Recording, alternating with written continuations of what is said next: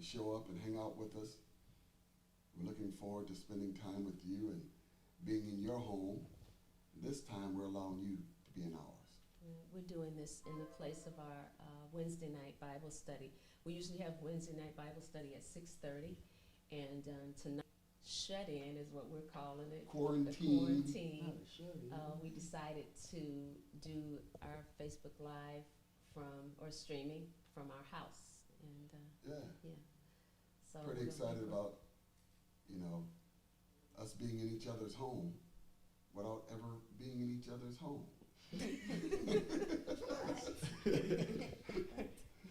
So, again, we want to give some people time to tune in, to start your watch party, whatever you got to do. We want this all over the internet, all over social media. How do you do it? How do you get all over social media? How do you do the? You can share it to like different outlets depending on what like device you got. You can share it to your Instagram. I think you got to go on regular Facebook. You go at me when you say that. We're trying to wait for everybody Go to to join regular in. Also, Cookie Now's the he said, "Hey everybody, I'm looking over." I'm like, Okay. All right, there it is. Okay. Wait, So I'm gonna do a watch party. Is it on your page? Yeah, I don't know where this is. No, it's Mark Adair hosting a watch party, but I want my own watch party. I want my own watch party. said no. Anyway. Oh, okay. All right. All right. So how long are we gonna wait before we get started? It's not even 6:30 yet. It's not 6:30 yet. No. We're waiting for Another 6:30 to It's come around. 6:29. That's right. Yeah. Y'all said it like we ain't got less than. We got 60 1 seconds. minute. 1 minute. Yeah.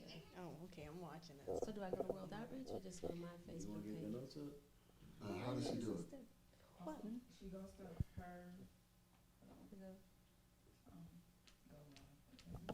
Well, hopefully that one lady won't hijack your Right. watch party again. Talk about some hijacked my watch party What? the last time. I did a watch party the last time and this lady hijacked it. And I didn't know how to get her off of okay, there, so so go to I just took it, put go her. to G-Pop's page, or go to World Outreach and click on the video, It was and it's gonna ask you whether or not you want to start a watch party. said, do you want Okay. a product? All right. Well, So we were It should like, look like this. it's 6:30. All right. at that point, you Alright, may as well you ready? just stream It's instead of 6:30. having Let's to go. I'm ready if you are. Let's go. Well, tell you what. Again, thank you so much for being here with us. We're excited about you being a part of our family and again letting us into your home as we let you into ours. This is a very special time because I've got my family with me. Of course, Pastor Melva. I've got my oldest daughter, Kiana. Hello. Her husband, Terrence, will be here soon. I got my youngest son, Kyle, over there with me, and my youngest daughter, Kayla. And, one of the things that's very important during this time is family. That's the first thing that God put in place before he put anything else. He put the family in place. And with that being said, this has been a time where it's been so much of us being around each other. Now, all of my kids are grown, all of them. And so Kyle's at Stevens Point, Kayla's at Columbia in Chicago, Kiana's living in Waukesha. She's in Milwaukee here, well, in the city here, but she's a mother, a wife, all those things. And so this is one of the first times in a long time where we've spent a bunch of time together. And this has been a plus and a minus. Because one of the things we had to do was, with everybody having their own lives, we had to learn how to live with one another again. And that has been a serious transition for us because, just being transparent, a lot of times we'll come in the home and Melva's doing whatever she's doing, I'm doing whatever I'm doing, Kayla's doing whatever she's doing, Kyle doing whatever he's doing, and we're not spending much time together as a family. And Kiana's in her home making whatever she needs to get done.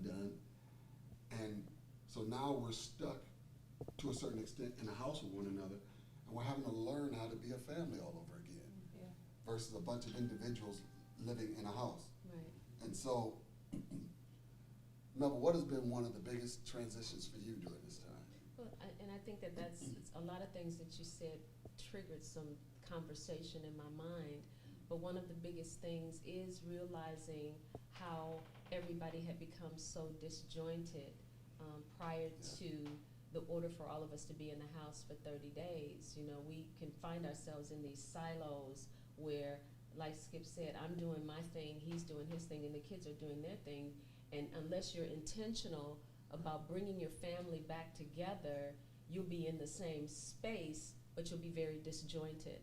And I think that the powerful thing, you know, when you think about the fact that the first institution that God ever made was the family. Family came before business, family came before church, family came before everything. And when we get away, you think about the law of first mention that we always talk about. The law of first mention says that the first time God says something in the Word of God, that is his original intent for that thing. And so we know that the first thing God created was the family. And, you know, we didn't get to choose who our family would be. And that means that our family was created on a higher order. But somehow, some way, life gets in the middle and begins to wedge these distances with us. And we have to fight to keep our family together.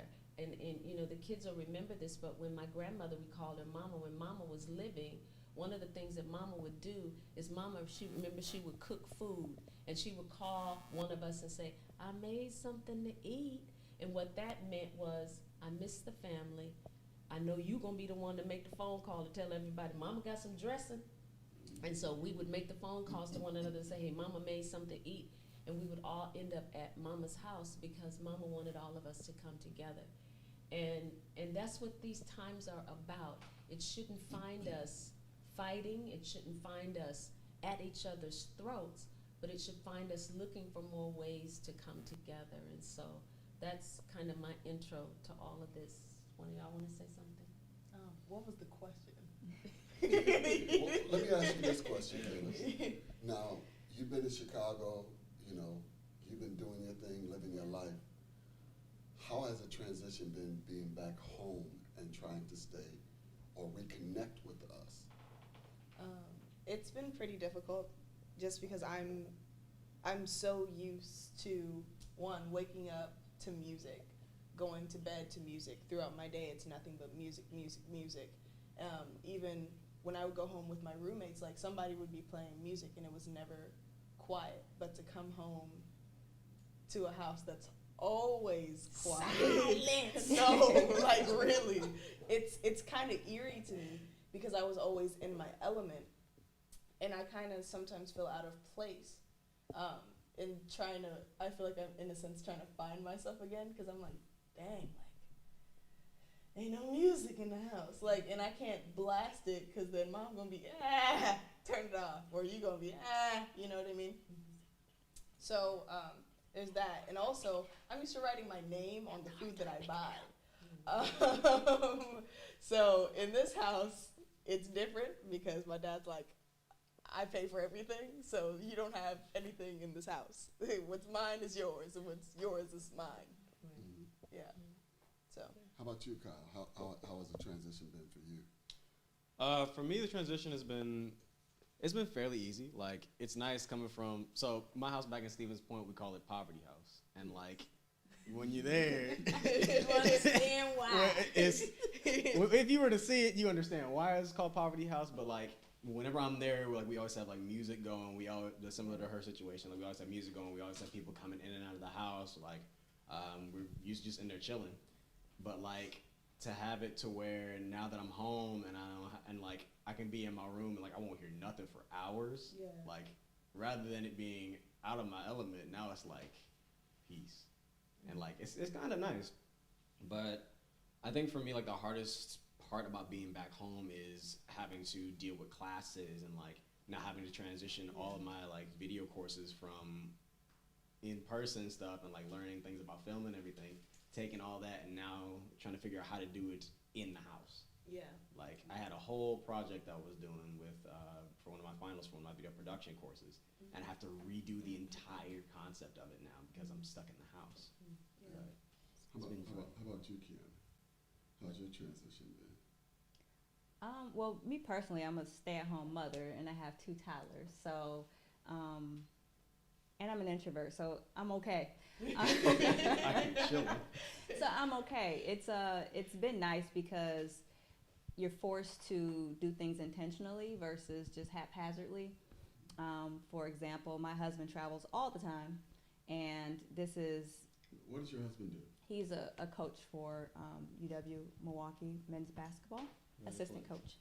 And he absolutely loves his job. He's been doing it since, when we were dating. And so for him, this is a little different because, like I said, he's always on the go. But this is the first time that he and I have spent this amount of concentrated time together since being married. And for me, it's been great because I enjoy being around him. And it's funny because Pastor Melva called me a few days ago. And sorry, Mom.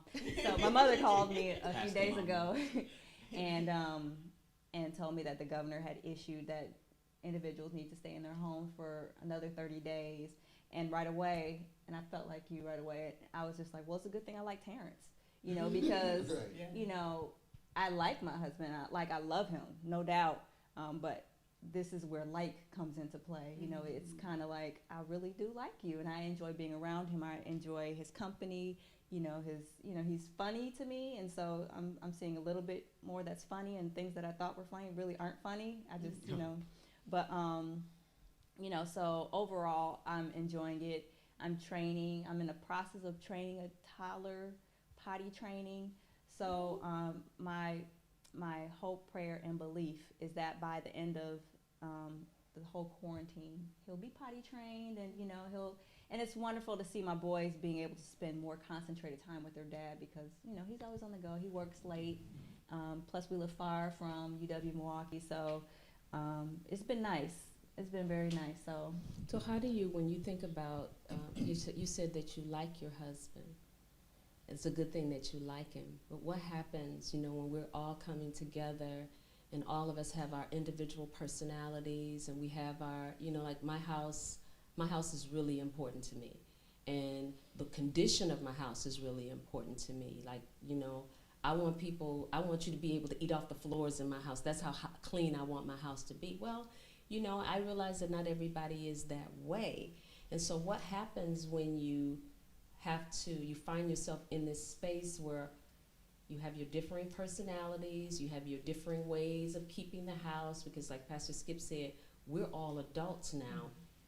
And what I value, you may not value, and so we're having to work through those kinds of things. It's like, okay, I want the dishes washed, and I want the dishes washed as soon as you through eating. I don't want to walk by and see dishes. So there's so many different adjustments that we're all having to make, and Kyle and Kayla, they're now adults. Kyle is 22, going to be 23.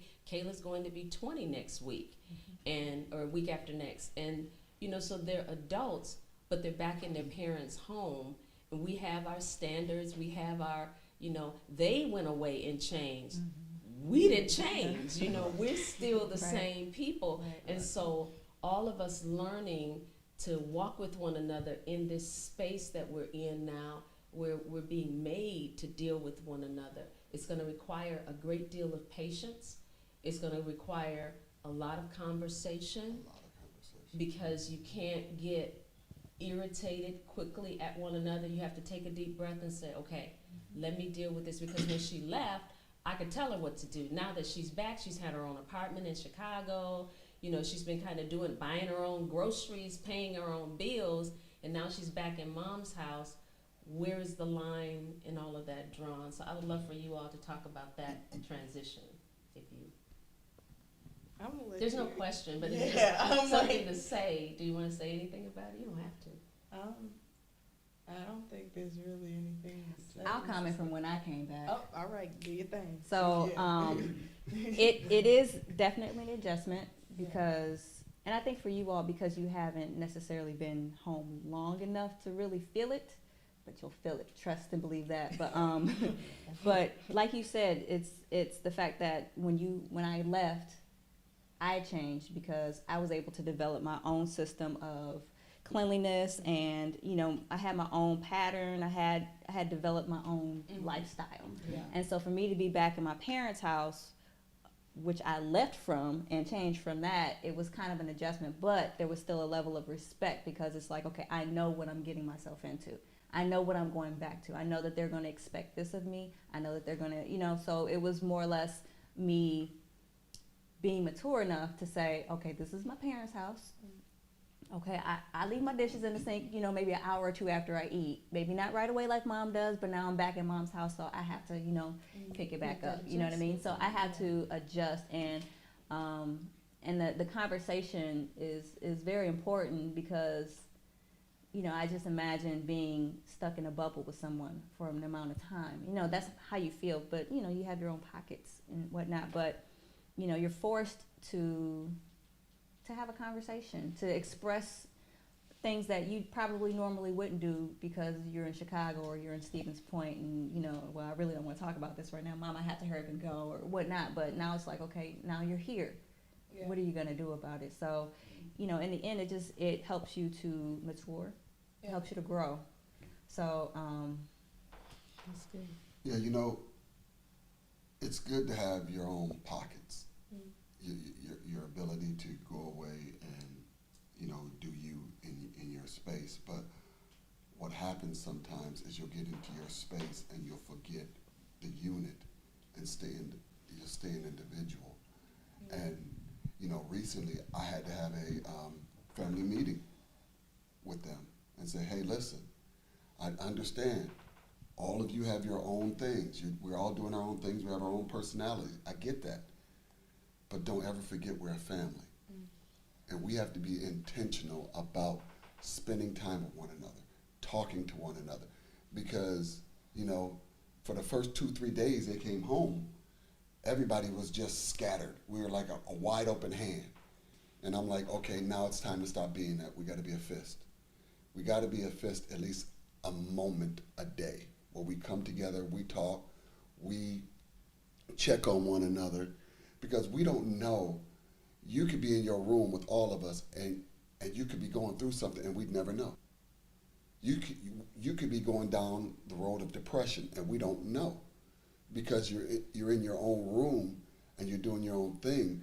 But if I get to see your face, right. If I get to see your mannerisms, your demeanor, I can evaluate you better and say, okay, let's go for a walk and talk. Right. Let's get out of this house, you're getting cabin fever. I can see where you are. I remember when Adam had fell. When Adam had fell in the book of Genesis, in Genesis chapter 3, and God asked him, Adam, where are you? He wasn't asking him where he was physically, because he knew physically where he was. Right. But he was asking the question, where are you mentally? Where are you spiritually? Where are you emotionally? Because I need to know where you are, because if I know where you are, I can help you get to your next place. And how I know where you are is you got to identify that. It's really powerful, yeah. You got to identify, where are you? Can you tell me where you are? Because I can help you if I know where you are. Okay. If you call me and say, when we've had conversations, Kayla, you've called me and said, Dad, I'm feeling like I don't want to do this no more. Yeah, I want to drop out. That's yeah. Yeah, and what did I say to you? I said, that's not going to happen. Yeah. And I talked you to a place where you were like, yeah, I'm going to go through this. We're going to get this done now. Mm-hmm. But I can't do that if I don't know where you are. Yeah. And so it's so key and it's so important that as a family, first of all, you let each other know where you are. Where are you? Melvin, where are you? My wife right now is in the midst of helping people write books. She's an amazing writer. And so she gets lost in those books. And so there's sometimes I'll just come up to her, I have to look at her and sort of figure out, where are you? Or I'll look at Kyle. He could be in the room gaming. And I gotta look at him and say, where are you? I'll just go in there, sit and watch him play video games. Just so I can be in his presence, figure out where he is, see what's going on with him. Because that's so important. As a husband, my job is to band around my house. I have to band around this house, and I can't band around something I don't know where it is. Mm-hmm. And so it's real key that we just look each other eye to eye, right. Have a conversation, and now that we're adults, have adult conversations about things. Right. What's up with your boyfriend? What's up with your girlfriend? You know, have real conversations with y'all so we know where you are and reiterate what our expectations are. Right. They haven't changed just because you're an adult. They're the same. It's just how do we go about accomplishing? Right. Well, I think one of the key things about our families coming together is us realizing where each individual is at each stage of their life. You know, Kyle and Kayla are not children, so I can't deal with them. Kiana's not a child anymore. I can't deal with them like they're children. And so I have to learn how to address them, respect them where they are without lowering my own values. I have my set values. There are things that I believe in. There are things that I'm passionate about. Those things I've invested in my kids. But now as they're older, they're making their own decisions. Now as their mom, I have to respect the decisions that they make. And although I don't like every decision that they make, I have to respect the decisions that they make. And then, you know, if they bump their head in the midst of them making the decisions, my commitment is to be their mother and to be there with them to walk them through the head bumping, if you will. Right. And so it's just really important that we respect one another. And for the kids, when you were talking, I was thinking about the fact that sometimes we don't realize, because I didn't give myself to Kyle and Kayla, Kiana and Quentin. They didn't give me to them. God did that. I said it earlier. So this family was created on a divine order. And that means that there's something that's innate in the people that he's put together to help build and cultivate and make us who God has called us to be. So locked in my bowels is treasures, wisdom, knowledge that my kids need, whether they tap into it or not, whether they access it or not. There is wisdom and treasures inside of me that my kids need. Exactly. And so that's why it's so important as we're thinking about the family to ensure that during these times that we're not just coming together, sitting around the TV. And the TV is fine. I'm not knocking that, but you'll never be able to tap treasures in your kids or in each other, in your spouse, if you're coming together just watching TV. I'll say this and then I'll let somebody else say something, but you know, we've been so busy doing so many things, and one of the things that my girls have been on me, Kiana and Kayla have been on me down through the years, is the fact that I didn't teach them how to jump rope. Well, I learned how to jump rope when I was 6 years old.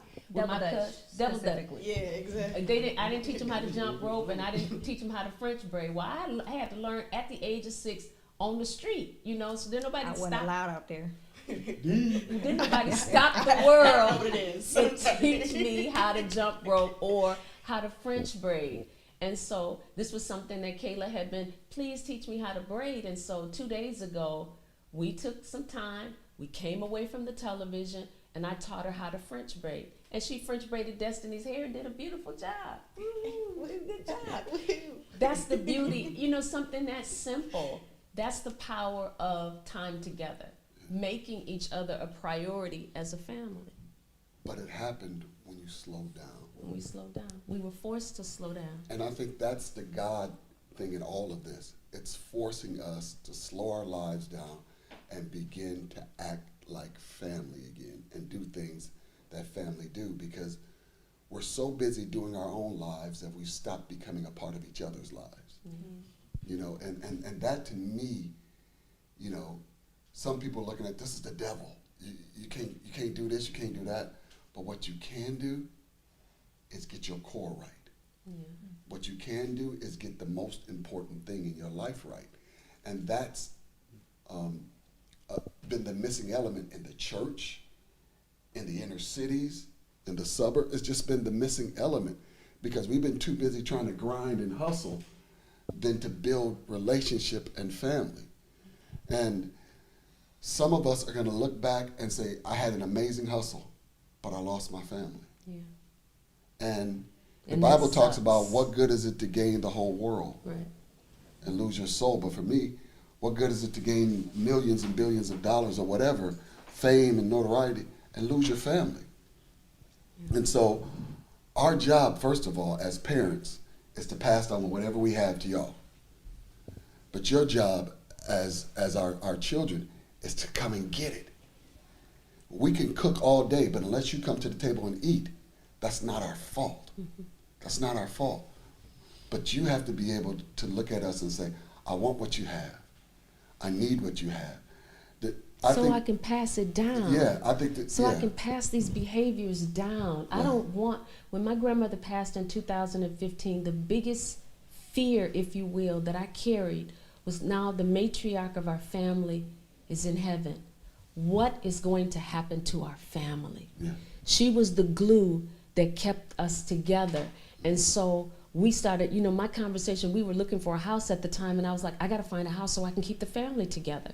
Because somebody's got to keep our family together. And that's really what this is about as well, is that I want to have my kids experiencing family behaviors and activities and coming together so that when they have children, they will have so much value or put so much value in the family that they will hand that down to their children. And so then their children will be together and their children's children will be together. Terrence just joined us. I'd love to hear what you think about what we're saying. Well, the biggest thing is about the family. I've come from a long line of baby mamas and baby daddies from my family. All are good people, I don't take anything from them, but it was just, that was my reality. And I knew in the beginning I didn't want it to be like that. So when I got married to Kiana, courting her and all those things, we talked about family and how important it was. And right now, with the times that we're going through right now, it's a little tough because I'm used to working, getting out of the house. I'm normally gone, most of the time because of work. But now it gives me time to spend with my boys at the house, and then me and Kiana get a chance to talk about different things on how we want to raise them and what we want that to look like. Mm-hmm. And just like you guys said before, it gets back to back in the day when we were younger, when we were kids. Like if they told you couldn't go outside, you can't go outside. So you had to sit in there and you had to figure out a way to be entertained with your siblings. You know what I mean? So I think it's it sucks because of people are getting sick and people are dying, but then it also puts in perspective for me, how important family is and the values that I need to instill in my boys as being the man of the household. So it's amazing how many things were invented because you had to stay in the house. Mm-hmm. Sock basketball was way before Nerf basketball was. Huge. Oh man, we used to play full-on games, series with sock basketball. Yeah. Till your mother goes, I don't want to hear no more banging, and I'm tired of y'all wrecking the doors in my house. The laundry baskets. Yeah. Well, see, we just had hangers. We just had hangers and socks. So we evolved to laundry baskets. y'all had some money. We cut the bottom out of the laundry basket and stuck it in the corner with some tape. See, we didn't have all that, and so. But now you got Nerf and all these other things that came from it. And so there's so much that just coming together can create. Just coming together. And so, you guys are learning some things and creating some things if you just spend time together. If we just spend time together, there's so much that we can make happen. But our main focus is, how do we do this? How do we reconnect? I know that you guys did you guys have a period of time where you had to go from being gone to you and Kiana learning how to reconnect, or was it always, it's just stayed good during that time? Or did you have to say, you know what, I gotta slow down, I gotta put this phone down, I gotta engage? Well, I'll go first. For me, it was, I had a line of mentors as well that were family men that come from coaching. And they always instilled in me, always make time for your family. So, being in coaching, I always tried to make sure that I sat down and got a chance to talk to Kiana. When I first started in Southern Illinois, when we got married, I told her, I said, baby, just give me 30 minutes from when I get in the door. Give me 30 minutes, let me clear everything down, and then the rest of the time is yours. And then after that, then I'll start working. And she's been my rock for that. You know, she's held our household down, and it's an easy transition for me. So I would love to. I've heard her talk to me about this before, but I would love to hear what she has to say now. Well, no. I was saying earlier that the transition for me has been nice because I'm an introvert. You know what I mean? I enjoy being home. I enjoy being around my boys, around my husband, and the fact that I like you really helps too. But now that we have 2 toddler boys, you don't have the luxury of 30 minutes because it's daddy, daddy, daddy, daddy. Right, and Right as soon as they see the garage door go up, it's daddy, and they're amped. But I think we've done very well. In fact, we've started working out together. You know, he's like my workout partner. He's worse than the trainer that I used to have, but he's very good at what he does. You know, so we started doing stuff that we haven't done before. So it's been, I want to use the word magical almost, you know what I mean? But it's been really nice. I'm enjoying this time because I know that as soon as everything lifts, we're gonna go right back to the hustle and bustle. But there will be more of a mindfulness of what took place, Right. and making more time, concentrated time, you know, with family and whatnot. Let me ask you a question, I was Teresa. going to say something too. Let me ask you a question. Now that you're spending more time at home with Kiana, are you more aware of what she does? Has it made you open your eyes like, this is a whole lot bigger job than I thought it was? Yeah, most These definitely. two guys. I knew going in just because, you know, of my mom, how hard it was to raise. Yeah. My mom had 3 boys on her own. Right. So I already knew that I Right. gave her a hard time, or our boys gave her a hard time. So then, you know, before, when we knew we had 2 boys, the second boy came out, I was like, hey, we need to talk about this. These are some things that's going to happen. But being away, you know, I think she's done me getting a chance to sit down and see her now. I think she's done a heck of a job, because it is a lot. Those boys have, you know, they're my kids. They got a lot of energy, a lot of energy and a lot of personality.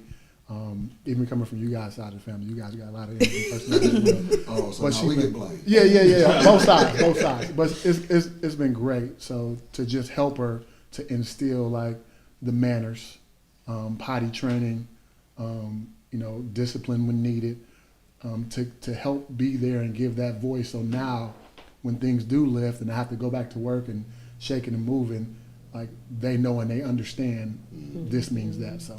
I want to ask 2 questions, and the first question is directed to Kyle and Kayla.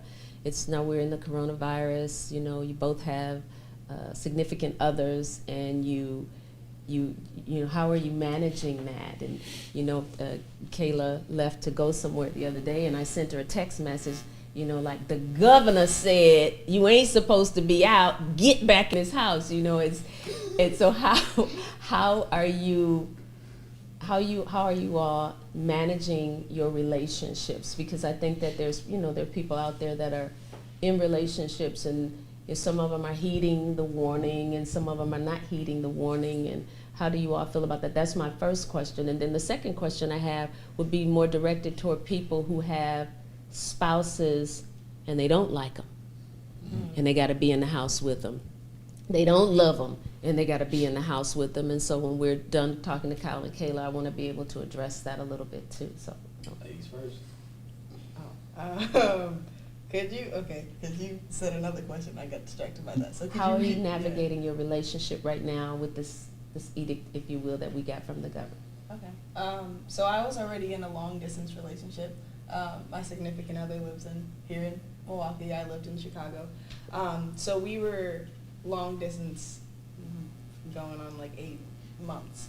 And so it was already very difficult, like us just, trying to learn each other from a distance, learning our mannerisms, how to communicate with each other, learning what we're sensitive about, So now that I've 7 minutes away, we're like, oh yay, but it still stinks because it's almost like we're still long distance, because I can only see him sometimes, but like even he tries to do as much as he can, and I try to do as much as I can, just because we don't want to be disobedient.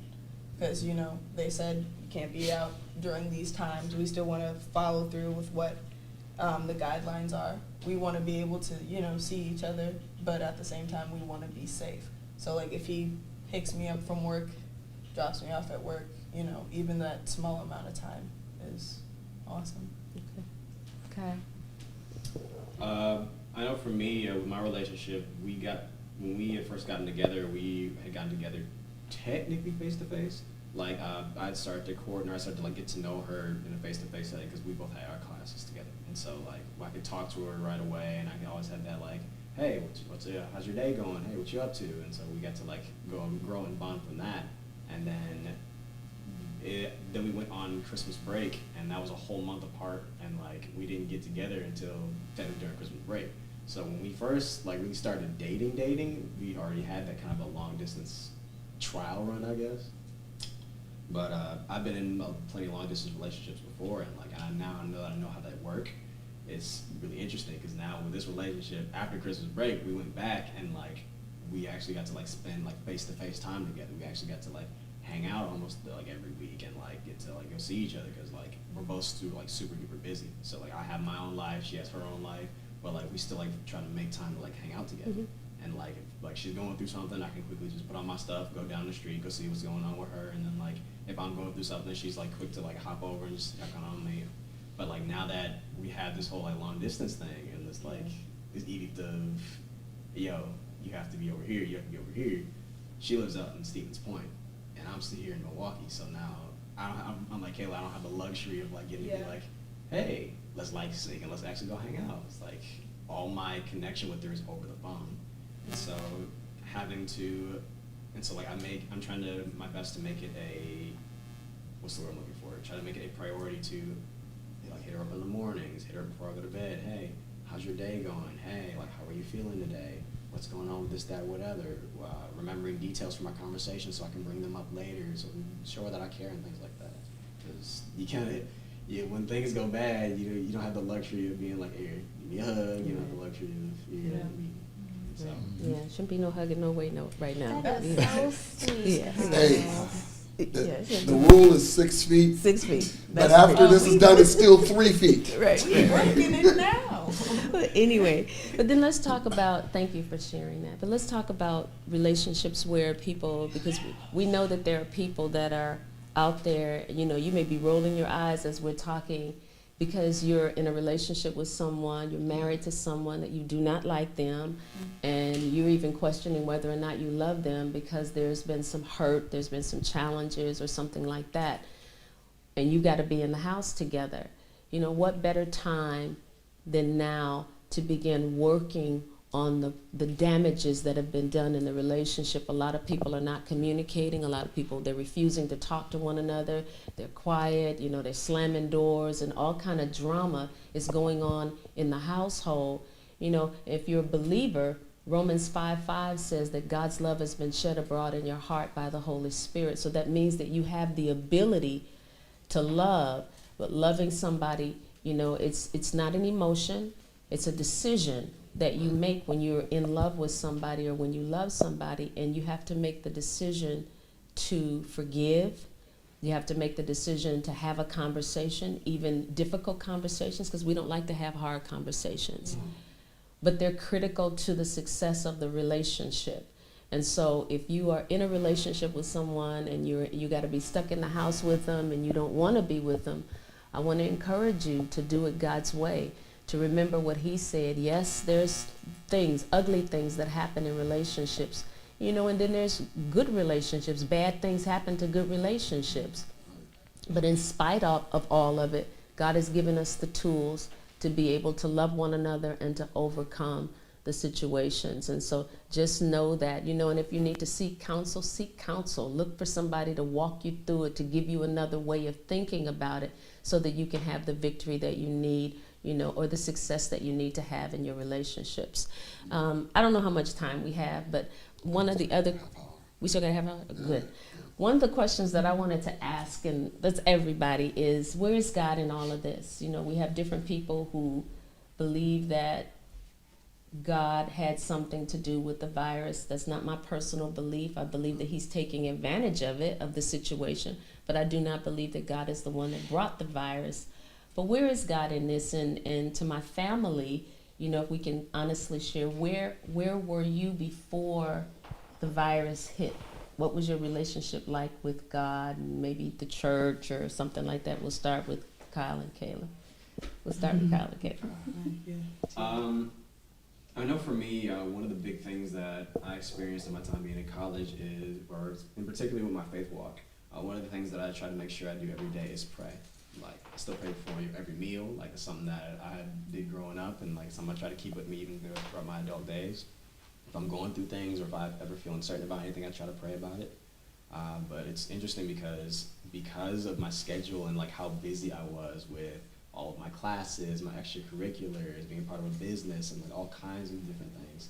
Like, with everything that's going on, I barely had any time to actually go to church, like to physically go. And like there would be days where I would put on you guys' live stream. Like, if I'm sitting in the bed before we had like study tables or something, I would put you guys on. Or like sometimes if I go and if I'm making myself a meal, I'll put you guys on, and like different things like that. But it's funny because when I got home and like now that this virus has hit, when I first got back, I remember hearing about all the things that were going on and how you couldn't be in groups of more than, what was it, like 10 at the time? At first, it started off at 250. 250. Yeah. Then it dropped down to, I think, 50. No, yeah, and then And then Yeah. 10. But And I was like- don't even hang with one another. Yeah, but like, but essentially, but like, what's really funny about that is, so when I got back here back to Milwaukee, then folks were like, "Here, Kyle, we're going to church." My first thought process was, that's a lot of people I gotta like I love y'all, I love World Outreach, but like that's a lot of people I gotta come into contact with. You know, people gonna be like, "Oh, Kyle, welcome back to church. Hey, how's it going?" Like, World Outreach has tiny hallways too, so like they ain't a lot of room to like maneuver yourself around people. So like, and my thing is, heaven forbid, say like I am like a carrier of the virus or something like that. I would hate to be someone who goes and interact with all of these people and end up giving them something, or say like if I got something from someone else to give it to you guys. And like, would you look in the camera and tell them that you do not have the virus? I know, good. Okay, just so they know. But after this whole thing, I'm officially realizing that I'm more antisocial than I realized. But like, it's interesting because now, once this like whole thing is over, I'm actually kind of looking forward to going back to church, and like looking forward to being around a big group of believers and like getting to hear the music and getting to spend time in the Word with like a big group of people. Because like some of my favorite people are at church. You know? Some of my greatest connections were formed at church growing up. And so like to not be able to like to interact with some of those people, and not being able to see them every day, it sucks. And or every Sunday, every week. Kayla. Okay. So I guess I'll say that my relationship with God was very interesting, because I had gone through a period where I questioned whether, and I'll be honest, if I questioned whether God was even real. And I was just like, I got to college, and the first people that I was introduced to were Kojic. I'm talking like somebody say something and they start shouting. I'm like, what is this? Like, it was very interesting. And I started to being around God all the time. God just being like a common thing in our conversations. And it almost became like God being one of my best friends. Like, sometimes I'd be like, you know how like people pray, you know, they like get down on both knees and they have their hands or whatever in the little prayer pose. But me, I'd just be talking to God like I was on the phone. I'm like, hey, what's up? Like, what's poppin'? You know? And, you know, God started showing me like ways of being creative and ways of allowing him to move through me, which is awesome. When it comes to going to church in Chicago, that was very different, because you all set a very high standard of what church should be. And when I went to a lot of churches in Chicago, I didn't like it. Like, the worship wasn't hidden, and I'm a musician, so I'm like, you're flat. Like and like there was a lot of just feel good messages. It was like, oh, like, you know, God loves you no matter what, like, which I understand, but like, if I'm going through something, you know, or I'm like, okay, well, how do I navigate through this? It's like, you know, I want to hear the knit and grit, and I also want to hear how God has saved me through that. Yeah. Kiana, Terrence, I'll let Do you you know. remember the question? Yes, Okay, yes, I do. So my relationship with God, if I could use one word, I would say constant. And I was actually talking to Terrence on the way here about this, and you know, whether or not God brought this upon, you know, the people or not. And because my relationship with God is constant, I have an understanding of God that if He did bring it upon me, He also equipped me to go through it. If He didn't bring it upon me, He also equipped me to go through it. So regardless of if God brought it or not, to me, God is still good. He's still the same. He's still the same. Yeah. And so But you we know, know he didn't. but Right. exactly. So I mean, if I had that belief that He did, or you know, then I would be like, but He gave me the tools and the resources to Right. get through it. So you know, I wouldn't worry about it. And I've said this to God so many times over the course of my lifetime, that I trust you, God. God, I trust you. God, I trust you.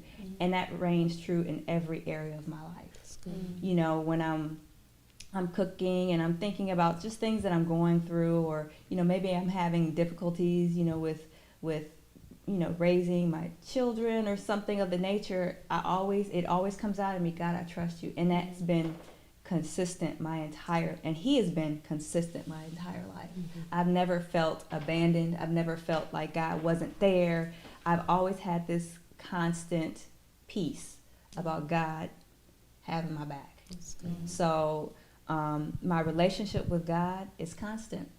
You know, and what's wonderful about situations like this is that I can instill that in my children. Yeah. I can tell my children, you know, God is always going to be with Right. us. But that's homegrown, and that's homegrown. What you just said, instilling it into your children, is because the love that you have for God and the consistency that you know about it came because growing up, He was a consistent presence in your life. And so then you carry that into your adult life with your kids. Same with Kyle and Kayla. You know, okay, so you didn't go to church. Church attendance is important, but you don't go to church. But there's still that connection with the Father that you have, which is another reason why your family is so important, because that's where we learn we get our spiritual roots, if you will. They come from our mothers, our fathers, our grandmothers, the people that are in our lives and whatnot. And so that's good. That's good, Terry. Now, I'm gonna piggyback off Kiana, just because, like you guys said, it's a constant. It's been there. It's homegrown. I mean, we grew up in the church, young, and you know, you had to go. Sunday school, you had church like all week long. I was like, man, I thought it was just on Sundays, but it was all week. So then, when you get a chance to get to college and get away, you know, then you're like, okay, I don't have to go, but then it's still in you to search for it. So always, my relationship with God, I think, is great. It's never changed. And then I have a God-fearing woman by my side, so that even made it better. So it's easy to instill it in our kids. So I'm not trying to knock the coronavirus and say I'm not worried about it, but I'm not worried about it. You know, like she said, I think we are equipped with everything that we need, and He never put you in a situation where you can't handle. So I've never forgotten that, and that's what I ride with all the time. Yeah, fear's just not associated with Yeah. what's going on. You know what I mean? It's just not. It's not. You know what I mean? There's for us there's peace. Now we are being very mindful. We're sure. doing Right. everything we need to do. You know, Right. we're using wisdom, Right. but there's no fear. Yeah. I mean, if you think about it in the Old Testament, Jesus or God told the Israelites, put the blood over the doorpost and then stay in the house. As long as you stayed where I told you to stay, you're You're good. protected. You're protected. But you can put the blood over a doorpost and still go outside and say, you know, this ain't gonna happen to me, and you would have died with everybody else. So it's a matter of not just having faith, but it's also a matter of being obedient and being wise. Right. And faith does not override a lack of wisdom. Right. You have to say, listen, I'm covered in the blood, but that don't mean I ain't washing my hands. That don't mean I'm not going to use hand sanitizer. I'm still going to do the necessary things to make sure if this deadly thing attaches to me, it won't kill me. Right.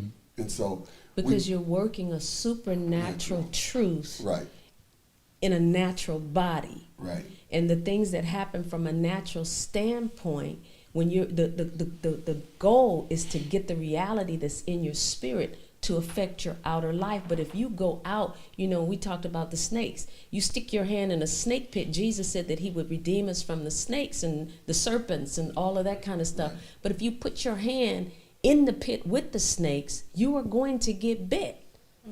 And so we have to use the wisdom of God, as Skip was saying, and pull the realities of heaven that are within us out of us. And that's where the protection is. It's when we are in compliance. See, the Bible tells us to obey the laws of the land. We're told to do that. And so when it's your obedience and your faith working together that produces the supernatural power of God in our lives. You can't defy the natural. It's a part of us, and we got a lot of people kind of doing like that to the coronavirus. You can't do that. can't give the coronavirus the finger. Right. Because the reality of it is, we got to make sure that we're compliant with what God is saying and His Word. Let us make sure y'all know we're not afraid, and it's not boasting. We're just not afraid because we trust God, Our trust is in God. and we do the natural and the supernatural together. That's what keeps us Right. straight. We don't panic because the Bible says He will keep our mind in perfect peace if we keep it constantly stayed on what He said. Because we trust in Him is the Right. last part of that scripture. We trust in Him, and so even when people get around me, when I can sense they're starting to get shaky, I'm like, okay, come on, calm down. We good. God got us. I'm trying to be in everybody I get around, just a calming force. We ain't got to panic over this.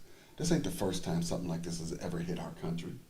We done had polio, measles, The flu itself at one time Right. was a all, big deal. bird flu, swine flu, mad cow, just about any kind of animal we done had. I was a victim of H1N1, almost took me out. And I'm like, if H1N1 couldn't take me out, I ain't nowhere near worried about this. Because you're doing the necessary things. Because I'm washing my hands. Kayla's boyfriend came over the house. Her friend came over the house, and I said, you can't come in unless you smell like Lysol. Right. I don't want to smell. Listen, I'm not trying to smell Sauvage right now. I'm trying to smell Lysol right now. Clorox. Right. I'm trying to smell all of that. Cleaning products is what I want. That's the best smelling cologne you can wear right now. Lemon scent, preferably. Right. But understanding that if you're still out there working, that means you're still out there connecting with people. And you're touching people, which means there has to be, first of all, an understanding that I got to cover myself in the blood spiritually before I leave here, Right. before I interact. Second of all, I got to keep my hands washed Right. as much as I can. To me, there should be two things in every establishment right now. And that should be soap to wash your hands and then some lotion so they don't crack because you're going to be washing them so much. But we have to think about this as a family because, again, because we're close, if one of us catches it, all of us going to have it because we spend time with one another. But if none of us catches it, ain't none of us gonna have it because we're all making sure we're taken care of. I don't think to wash my hands just because I don't want to have it. I think to wash my hands because I don't want nobody else to possibly catch it. And so that's the mindset. We can't be selfish thinking with I ain't got it, so no. you don't have it, and make sure you don't give it to anybody else. You know, and so we got to make sure we do whatever, like, you know, Rudy Gobert, you guys don't know who he is, but he plays in the NBA, and he's been Defensive Player of the Year. Now he's been the best defensive player in the world because he was able to shut down not all defenders, but shut down the NBA, the NFL, hockey, schools. He shut down everything, you know. But he thought it was a game. He got up after a interview and just started touching mics. Like, if I got it, I ain't got it. Touching mics. And as a result, guys from his team got it. It got all over. I'm not saying he was the main culprit of all this, but we just got to be more mindful of if we're hearing something could hurt someone. I take it serious. You got, yeah, this is not a game, y'all. It's not a game. And then also, during this, we've been making sure we've been mindful of calling others and making sure they're good. Yeah. You know, we make sure that we call our seniors at our church. Yeah. Check it on them, making sure they're good. Do you need anything? Are you okay? Because we can't just be who's in his house that is important. It's got to be who's thinking about those other ones. Who's mindful of those other ones? Who's being mindful of the grandmothers, the women and the people in the nursing home, whoever. Who's being mindful of those ones that are most susceptible to this, which is the senior citizens. And so we've just been, like our ministry, I divided all of our senior citizens among the pastoral staff. Hey, each one of y'all take a list and y'all call them. Check on them. Make sure they're good. Get them, if they need toilet paper, get it to them. If they need whatever they need, get water. Get them whatever they need. Make sure that they can get through this without struggling or being stressed out. Because one of the things about being stressed is you become more susceptible to sickness and disease because your immune system is dropping. But if you just calm, relax, you have more of ability to fight things off. So, Well, we're running out of time. But before we go, I just want to say to anyone that may be out there, maybe you are one of the individuals that's been laid off, or you've been financially hit because of the COVID-19 outbreak. And we just want you to know that we're believing God with you, you know, that He's going to provide for you. There's so many different organizations that are now looking into supporting nonprofit organizations and churches and different people who may have lost their jobs during this time, but know that we're praying for you and we're believing God for you. Our household has personally experienced it. You know, I speak, and every one of my speaking engagements has canceled. And so, you know, we're believing God and we're standing in faith. So all is well. God is our source. He's our provider during this time. And so we just want you all to know that we love you and we want to thank you for joining us today.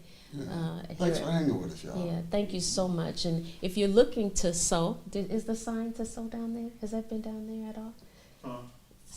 James is okay.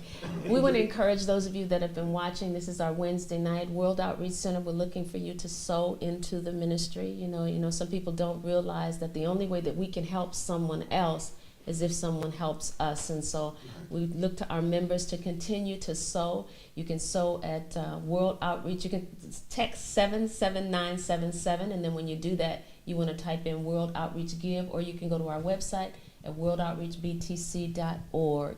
Thank you so much for joining us. We love you all. We appreciate you, and remember that we're believing God that everything's going to be all right in your life. God bless What about you. the prayer line? Oh, join us every morning, Monday through Friday, from 6 to 6:30 on our prayer line. For more information, you can go to our website again at worldoutreachbtc.org. We've been praying up a storm and hope you can join us. Join us here on Sunday, 9:30. 9:30 a.m. Thank you, Kyle. Thank you, Kayla. Thank you, Terrence and Kiana. Thank you, Pastor Skip. Thank you, Pastor Melvin. Thank you. We love you guys. Thank you so much for joining us. Bye-bye. Bye.